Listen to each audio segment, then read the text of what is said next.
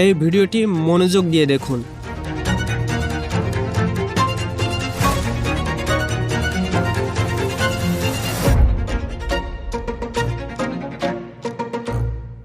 আমরা হঠাৎ ভুলে যাই কেন? ভুলে যাওয়া কোনো রোগ নয়, এটা আপনার মনোযোগের একটি ভয়ঙ্কর ত্রুটি।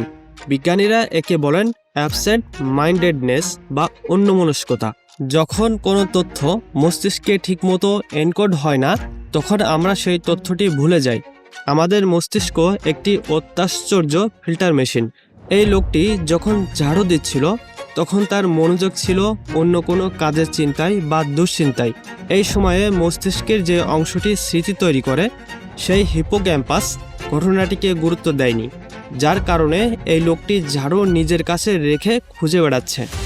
আমাদের ভুলে যাওয়াটা মস্তিষ্কের অক্ষমতা নয়, বরং একটি ক্ষমতা, যা অপ্রয়োজনীয় জিনিস ফিল্টার করে গুরুত্বপূর্ণ তথ্যের জন্য জায়গা তৈরি করে।